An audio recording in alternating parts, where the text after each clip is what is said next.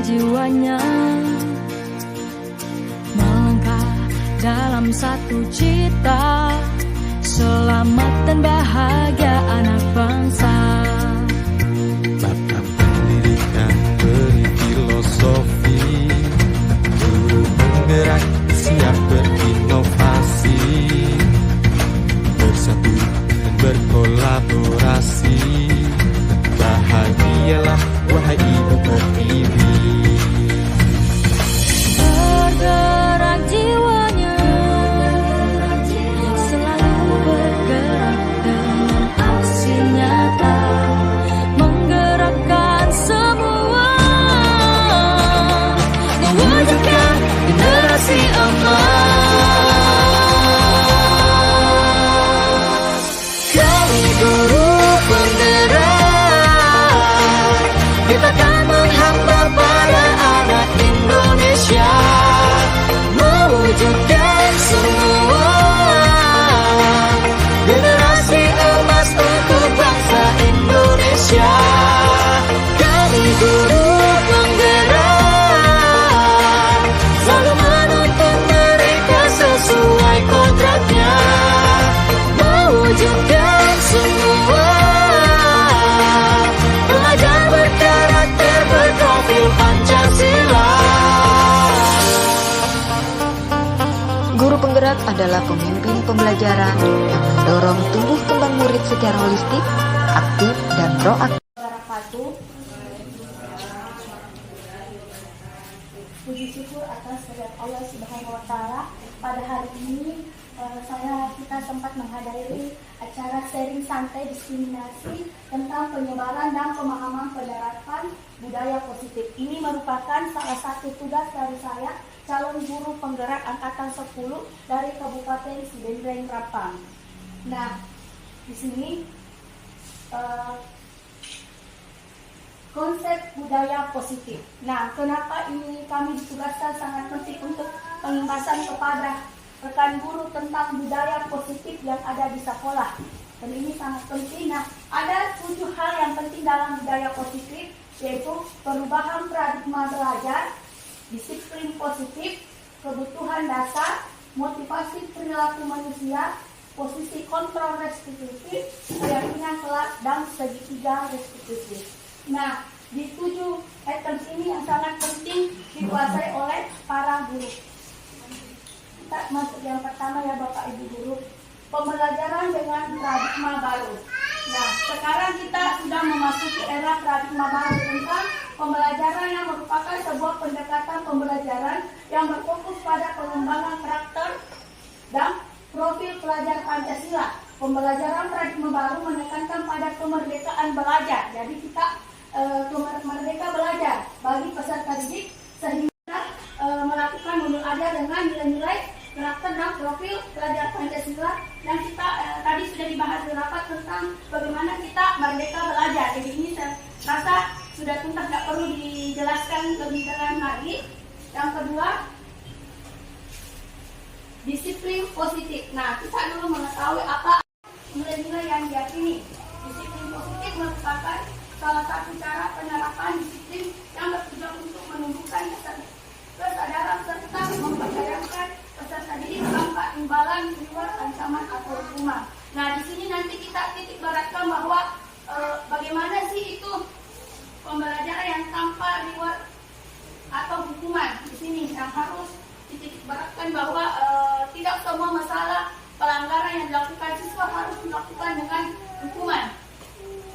Yang ketiga, sebagai pendidik tujuan kita adalah menciptakan peserta didik yang memiliki disiplin diri sehingga mereka berperilaku mengacu pada nilai-nilai kebajikan universal dan memiliki motivasi intrinsik dalam perubahan perilaku ke arah yang lebih baik. Nah, di sini juga saya dalam diri kita sendiri. Nilai-nilai kebajikan universal. Nah, apa itu nilai-nilai kebajikan universal? Nilai-nilai kebajikan universal adalah sifat-sifat positif manusia yang merupakan tujuan mulia yang ingin dicapai setiap individu. Nilai-nilai tersebut bersifat universal dan dapat lintas bahasa, suku, maupun latar belakang. Dengan memiliki nilai kebajikan yang diyakini seorang, maka interestnya akan terbangun sehingga menggerakkan motivasi dalam untuk mencapai tujuan nilai yang diinginkan. Nah, saya ingin bertanya, ada yang sudah tahu apa itu nilai-nilai kebajikan universal? Nilai-nilai kebajikan universal. Nah, saya akan memperlihatkan elemen saya tentang nilai-nilai kebajikan universal.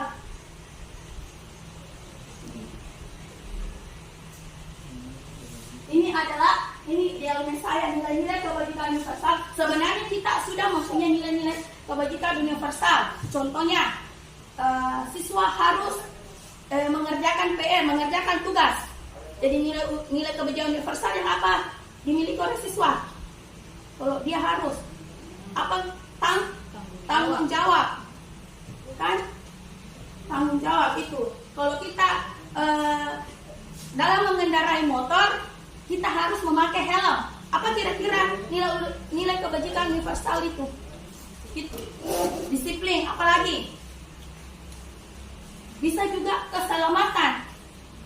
Jadi kita tidak hanya disiplin karena kita pakai helm, takut nih gara-gara hukuman kan? Kalau tidak ditilang nanti. Nah, sebenarnya itu ekstrinsik bukan dari dalam kita bahwa kita pakai helm karena takut ditilang, tapi seharusnya ada intrinsik. Nah, kalau pakai helm ada keselamatan. Tidak tahu apa yang terjadi ke depannya.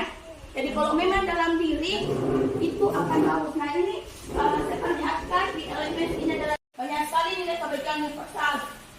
Keselamatan, kesetaraan, semua itu kebutuhan dasar manusia.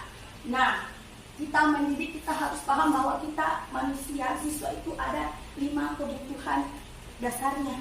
Yang pertama, mereka pasti ingin bertahan hidup. Yang kedua, kasih sayang dan rasa diterima. Yang ketiga, kebebasan. Yang keempat, kesenangan.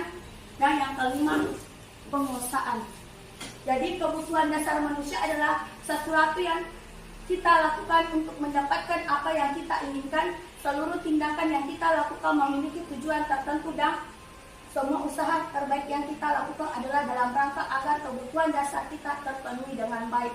Nah, siswa ini dia ingin kadang dia siswa ke sekolah, dia butuh kasih sayang sebenarnya, rasa diterima.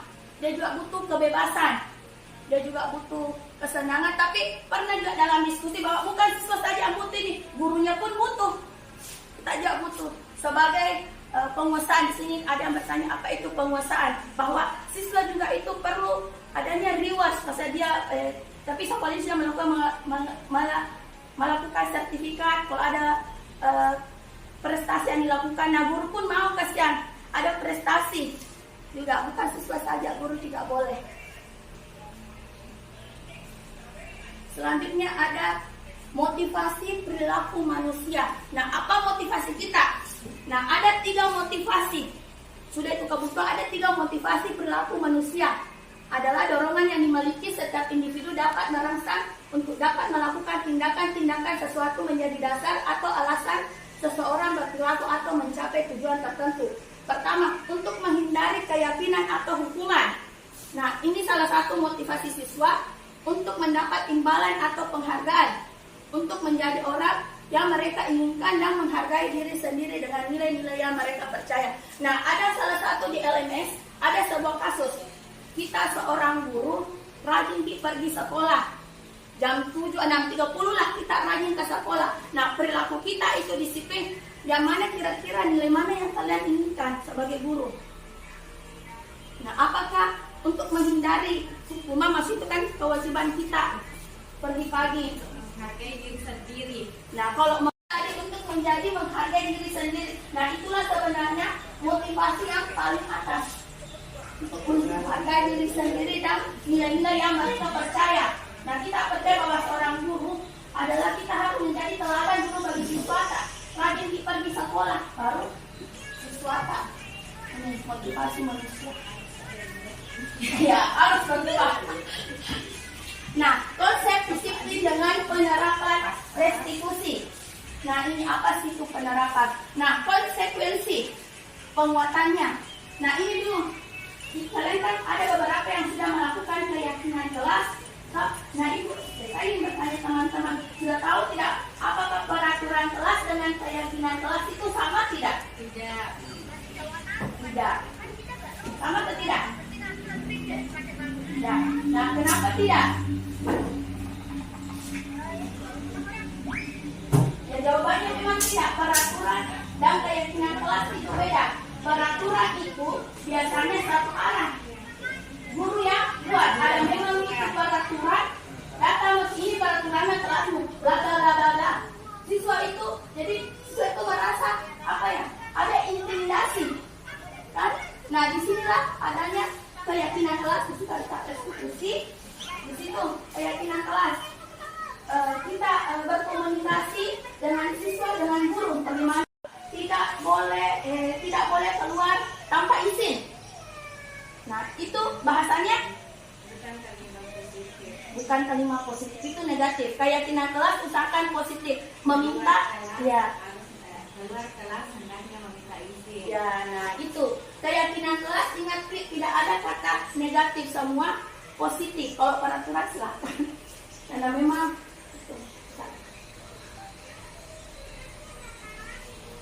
konsep disiplin tadi, ciri-ciri restitusi bukan untuk menebus kesalahan, namun untuk belajar dari kesalahan, memperbaiki hubungan. Tawaran bukan paksaan, jadi kita menawarkan bukan paksaan, menuntun untuk melihat diri, mencari kebutuhan dasar yang mendasari tindakan.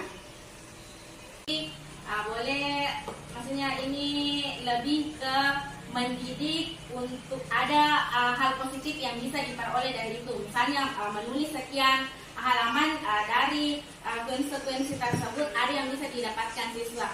Minimal tulisannya jadi lebih bagus, atau ada hal positif yang dapat diambil dari tulisan tersebut. Kemudian kalau restitusi, ketika seorang peserta didik melakukan pelanggaran, ini guru mengajak diskusi apa kira-kira ini masalah anakku, apa menurut Anda kira-kira yang mana yang paling positif, yang paling bisa anakku lakukan untuk mengatasi kenapa susah kerjakan PR, apa kendalanya.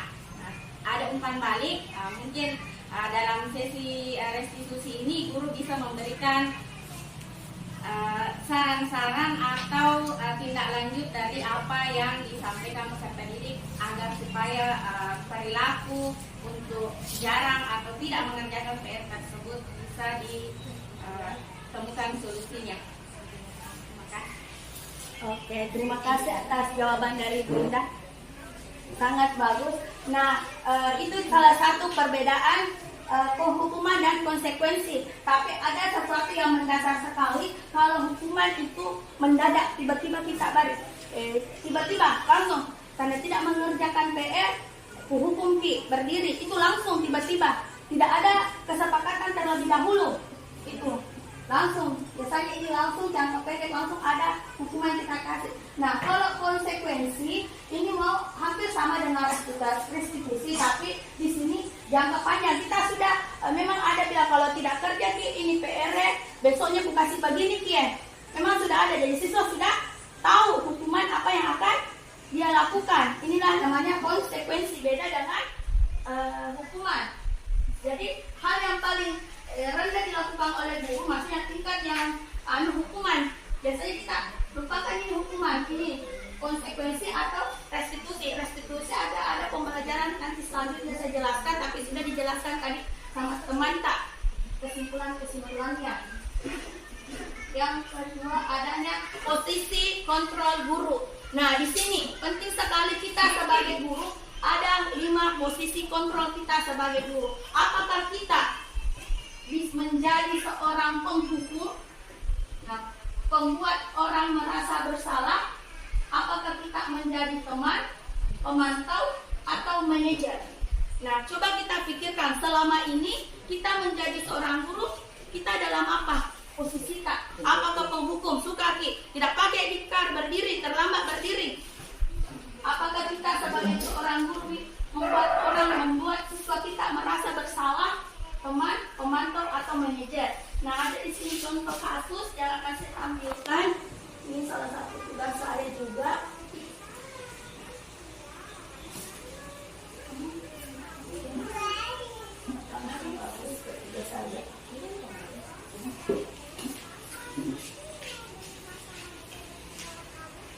Kasus ketiga. Ini contoh kasus restitusi ya, posisi kontrol. Ibu Dani sedang menjelaskan pelajaran bahasa Inggris di papan tulis. Namun beliau memperhatikan bahwa Fajar malah tidur-tiduran dan tampak acuh tak acuh pada pelajaran. Fajar coba jawab pertanyaan nomor 3. Maju ke depan dan kerjakan di papan tulis. Fajar pun tampak malas-malasan maju ke depan dan sesampai di depan papan tulis pun Fajar hanya diam terpaku sambil memegang buku bahasa Inggrisnya dan memainkan spidol di tangannya. Ayo Fajar, maka jangan tidur-tiduran. Lain kali perhatikan, sudah sana, duduk kembali, kira-kira siapa yang bisa. Fajar pun kembali duduk di bangkunya. Hal seperti ini sudah sering kali terjadi pada Fajar. Seperti tidak memperhatikan, acuh tak acuh dan nilai-nilainya pun tidak terlalu baik untuk pelajaran bahasa Inggris. Pada saat ditegur oleh Ibu Dani, Fajar hanya menjawab, tidak tahu Bu. Ibu Dani pun menjawab lirik, di mana kamu Fajar? Kamu tidak kasihan sama ibu ya? Ibu sudah capek-capek mengajarkan kamu tidak kasihan sama ibu, dan Fajar pun membisu. Nah, jika dilihat dari sini, posisi kontrol apa yang dilakukan tadi guru? Coba dilihat kasusnya tadi, ada penghukum, teman, membuat merasa bersalah, pemantau, atau manajer. Membuat merasa bersalah. Kita membuat siswa itu merasa dirinya memang bersalah atas tindakan itu. Karena tidak ada guru membuat siswa dia yang merasa bersalah. Seperti ini.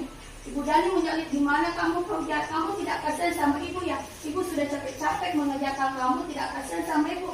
Fajar pun dia membisu. Sering kayaknya begini dia menendangi gurumu kasih malu lisu. Kan sering. Jadi kita dengan tidak sadar kita sudah ada di posisi kontrol membuat merasa bersalah. Nah, sikap Fajar kira-kira di dalam kelas itu apa? Kenapa dia bermalas-malasan? Mungkin membutuhkan rasa kasih sayang, kan? Sebagian kelas kebutuhan kebebasan. Mungkin dia ingin cara pembelajaran guru bahasa Inggrisnya itu monoton. Jadi mungkin kebebasan mereka belajar. Mungkin. Bila Ibu Dani, nah kita mengembalikan bila Ibu Dani menjadi posisi pemantau. Sebenarnya posisi yang paling baik seorang guru itu adalah ada 3. Pemantau, teman, pemantau, dan manajer. Penghukum dan membuat rasa bersalah sebaiknya dihindari. Maksudnya tidak apa-apa kalau memang ketiga ini tidak bisa, kita bisa kembali ke posisi kedua itu. Jika Ibu Dani mengambil posisi pemantau, dia akan fokus untuk memahami perspektif Fajar dan membantunya menemukan solusi untuk meningkatkan motivasinya. Jadi kita bagaimana kita melihat posisi Fajar pemantau, kita perhatikan kenapa dia tidur-tiduran, apa sebabnya? Mungkin ada sebabnya bermain games kah, apakah bekerja kah, dia punya part-time di luar, bagaimana? Berikut adalah beberapa pertanyaan yang bisa kita tanyakan ke Fajar. Nah, Fajar, tahukah kamu sikap yang baik dalam pembelajaran di kelas? Ibu lihat kamu tidak menjawab pertanyaan. Nah, ini salah satu pertanyaan pemantik yang bisa kita tahu alasan Fajar kenapa bermalasan di dalam kelas kita.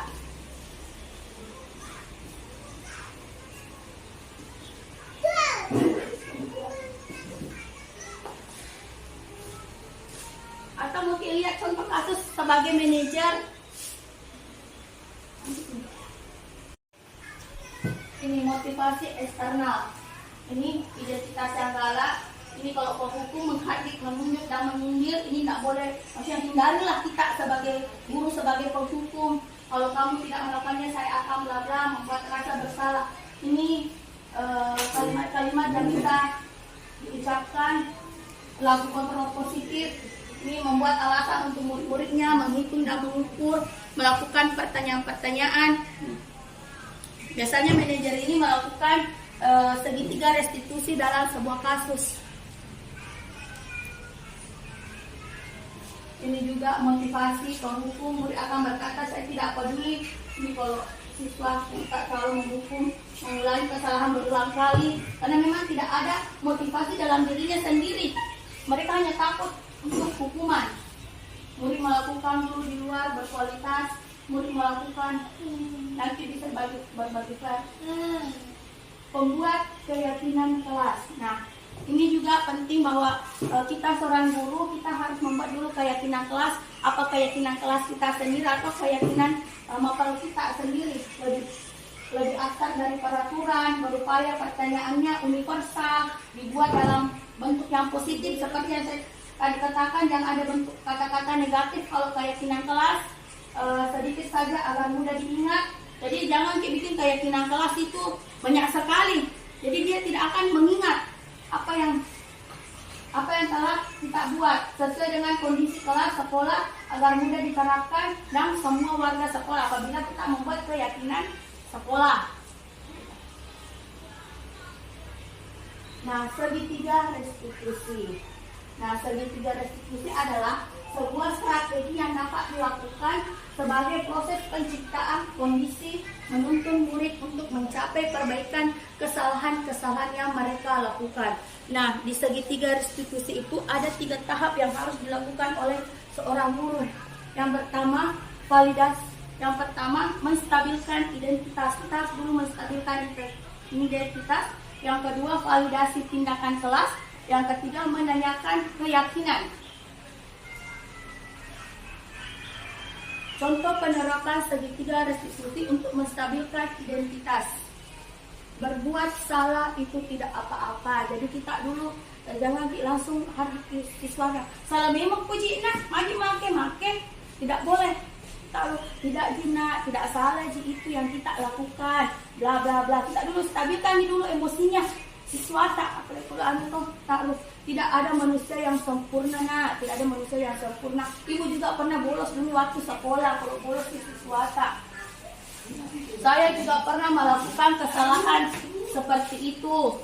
Kita bisa menyelesaikan ini. Bapak ibu tidak tertarik mencari siapa yang salah, tapi ibu ingin mencari solusi dari permasalahan ini. Kamu berhak merasa begitu. Jadi kita dulu menstabilkan identitas, baru kita masuk ke tahap selanjutnya, validasi tindakan yang salah. Nah, setelah kita bersadar itu tidak salah, nah ibu juga pernah bolos waktu sekolah, sudah sesuai bolos, baru kita validasi tindakannya itu salah. Kamu kenapa pergi bolos? Kamu pasti punya alasan mengapa melakukan hal tersebut. Jadi kita harus begitu dalam membuat segitiga restitusi, kita pendekatan kepada siswanya sendiri. Padahal kamu bisa melakukan yang lebih buruk dari ini ya, bla. Kamu patut bangga. Nah, ini salah satu contoh kata-kata yang bisa diucapkan di validasi tindakan yang salah. Contoh penerapan segitiga restitusi yang menanyakan keyakinan. Nah, di tahap terakhir kita menanyakan keyakinan siswa itu. Apabila bolos, kita bisa apakah bolos di jam pelajaran itu keyakinan kelas kita, nah ditanya dulu siswa, pasti siswa akan menjawab, iya bu, apa kesalahan tak bolos pak bu, tidak sesuai tindakan. Nah, mereka juga akan mengetahui salahnya sendiri, dan kita tanyakan memang keyakinannya, kesalahannya, dan mereka menjawabnya sendiri agar mereka mengetahui kesalahannya.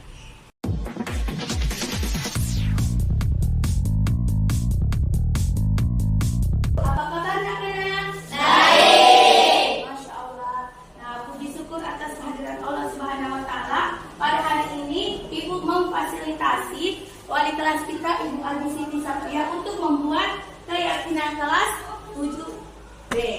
Nah, ibu ini bertanya dulu, sudah ada nih keyakinan kelas sana? Belum.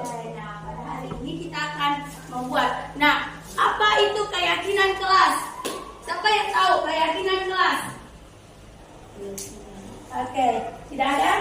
Nah, keyakinan kelas itu semacam kesepakatan atau peraturan di kelas kita. Nah, kesepakatan ini kita mencoba untuk membuat 2 arah antara guru dan siswa. Masya Allah sekali. Nah, kita akan melihat yang pertama ini ya, apa harapan kita di kelas. Nah, apa harapan kita di kelas ini? Itu mengharapkan kalian menulisnya di post-it ya. Nah, harapan ini seperti apa cita-cita kalian di kelas 7B. Kalian mengharapkan kelas kalian bagaimana? Ya, siapa? Apa menurut kamu cita-citanya? Ingin apa kelasnya? Hah?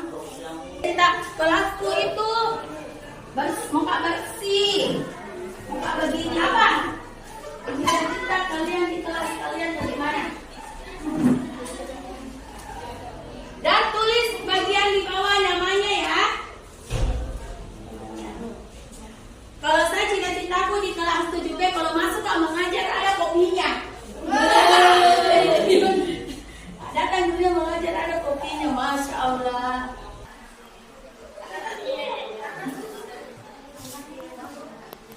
Jauh Kiko pengurus tuh. Woi, yang masih.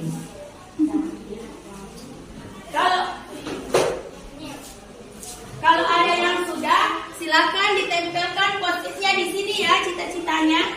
Silakan maju ke depan dan tempelkan.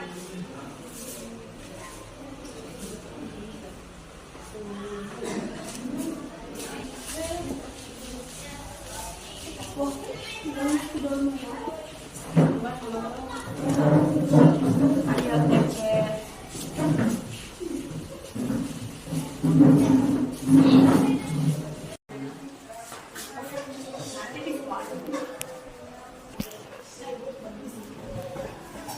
Oke, silakan aja.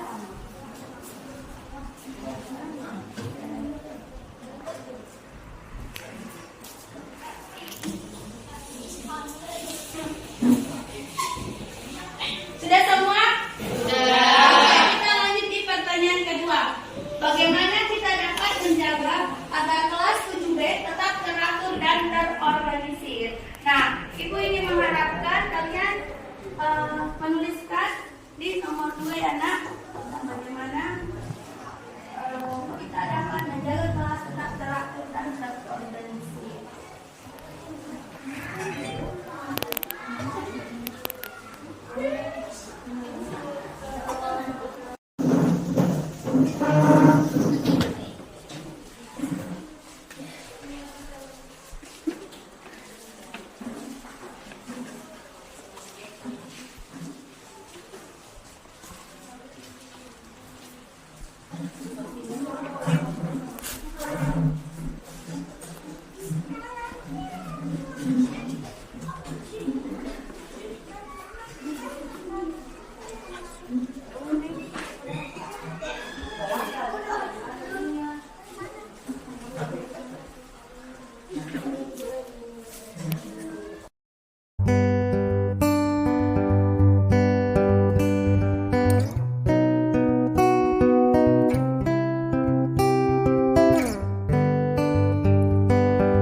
Pertanyaan nomor 3. Bagaimana kita ingin belajar di kelas 7B? Apa keinginan kalian? Bagaimana proses pembelajaran di kelas 7B? Silakan tulis. Apa kalian ini kelasnya itu nyaman, sejuk? Bagaimana? Atau bisa juga proses pembelajarannya? Bagaimana? Ingin pembelajaran yang menyenangkan. Guru mengajar dengan menyenangkan, banyak ekspresinya. Ya, bagaimana?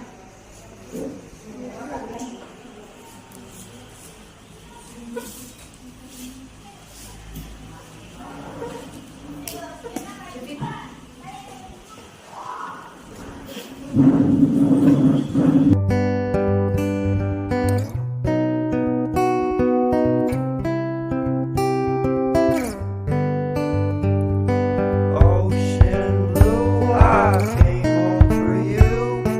Cut my hair in the dress that you wear. Don't you leave, now it's my time to go. I'll be waiting while you're not alone. You know me. Kita lanjut ke pertanyaan nomor 4 ya. Bagaimana kita dapat menciptakan lingkungan belajar yang positif dan produktif? Nah, bagaimana tingkah laku murid ketika pembelajaran supaya pembelajaran itu dapat positif dan produktif? Nah, bagaimana kira-kira?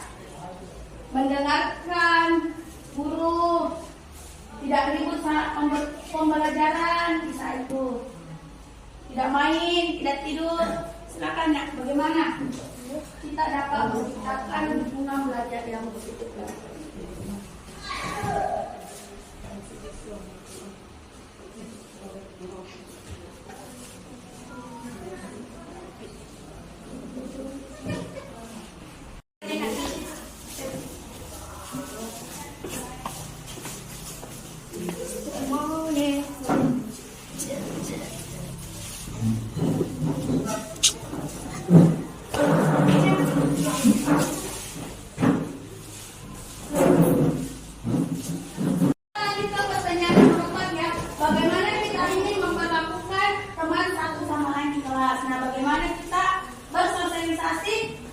Bersama teman. Nah, apakah saling teriak-teriak kalau bicara? Apakah saling menghargai? Atau bagaimana? Silakan tulis.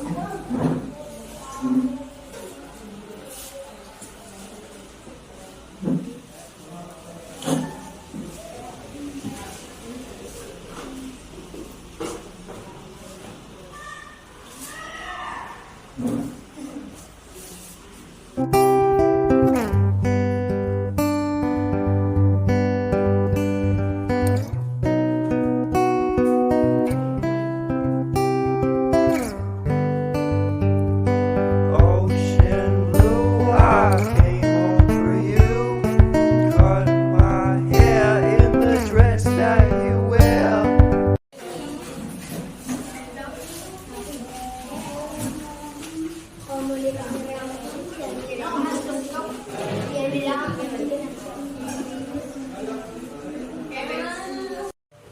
Oke, kita telah menjawab pertanyaan pemantik untuk membuat keyakinan kelas. Nah, kita akan lihat yang pertanyaan pertama, apa harapan kita di kelas? Nah, coba ibu baca ya. Saya ingin Nesya dulu naik sini. Nesya mana? Nesya, silakan naik sini nak. Silakan coba baca 3 kata-kata temannya. Silakan. Nah, lantang ya, bacakan. Hanisat dan ribut ketika masuk kelas. Keisha tidak ada yang berkelahi dan sopan saling menghormati. Najwa, aku ingin kelasku ada AC dan TV. Ya. Sudah, silakan duduk. Terima kasih. Nah, ibu telah membaca beberapa keyakinan kelas yang kalian buat dan juga dibacakan oleh teman tak. Jadi keyakinan kelas yang pertama, harapannya rata-rata saya lihat ingin kelasnya bersih dan aman ya. Rata-rata saya lihat ya. Jadi ibu tulis ya. Ada yang ingin bersih dan aman, nyaman. Nah, kita lihat lagi keyakinan pertanyaan pemantik yang kedua. Bagaimana kita dapat menjaga kelas tetap teratur dan terorganisir? Kita lihat, Ibu ingin Ainul, silakan dulu naik membacakan punyanya dulu, baru 2 punya teman. Silakan naik. Sambil ibu juga baca-baca.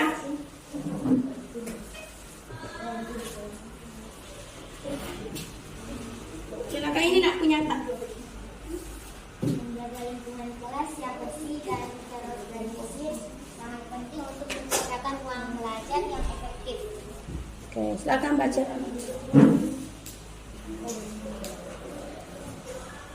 Keisha menyediakan alat kebersihan, kelas menyiapkan tempat sampah. Mita menjaga kebersihan kelas, tidak buang sampah sembarangan, melaksanakan piket kelas dengan teratur. Oke, silakan duduk nak. Jadi tetap ini sama yang kedua ya, bersih, aman dan nyaman. Oke, kita menjaga kebersihan. Nah, kita beralih ke pertanyaan ketiga. Bagaimana kita ingin belajar di kelas? Nah, saya ingin laki-laki lagi ya. Siapa ini? Safik, naik. Plus bacakan 2 punya teman tak. Ibu juga sambil membaca ya.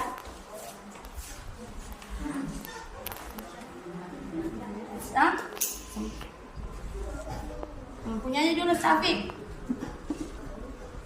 Penyanyi Sabi, baca ini pernyataan. Ingin belajar dengan cara belajar yang baik. Oke, baca dua punya teman. Saya ingin kelas 7B punya kipas angin biar nyaman. Nah, satu lagi nak. Kita ingin belajar di kelas yang bersih. Oke, beberapa ibu juga telah baca. Ini hampir sama, kita ingin kelas belajar dengan bersih juga dan nyaman. Tadi ada yang ada kipas anginnya, ada AC-nya, ada juga yang ibu dapat. Kita tidak ingin kelas ribut. Jadi kita tulis di sini kayak kelas kita ini kelas yang kondusif. Artinya tidak ribut atau tenang ya. Oke, pertanyaan keempat, ibu lihat ya siapa lagi yang bisa. Coba Mutia naik dulu nak, baca punyanya. Terus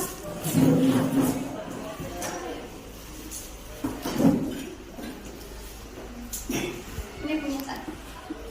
Tidak ribut saat pembelajaran. Tidak tidur. Ya, dua teman tak namanya. Sahada. Tidak ribut saat guru menjelaskan, tidak tidur di kelas dan kelasnya bersih. Mita. Terima kasih. Nah, kita ke pertanyaan terakhir. Bagaimana kita ingin memperlakukan teman satu sama lain di kelas?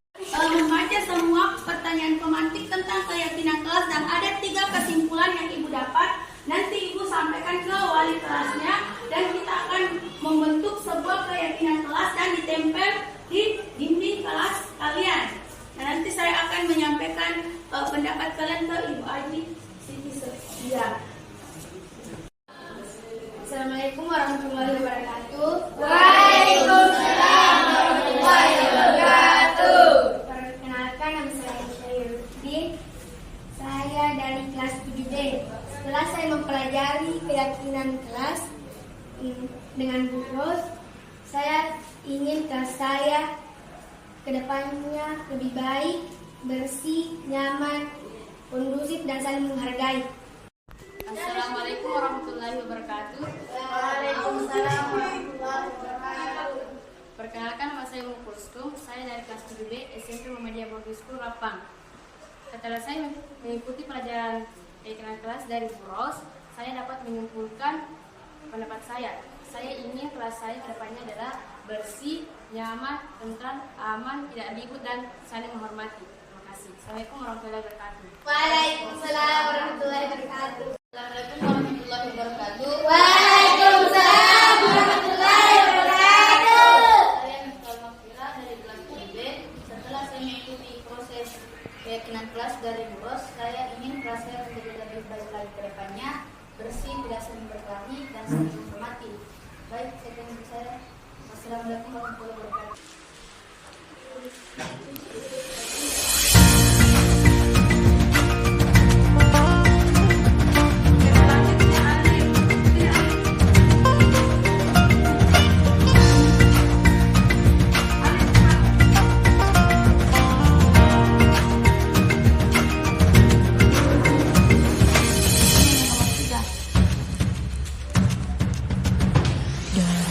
Berbagai penjuru Nusantara, pendidik mulia terpanggil jiwanya,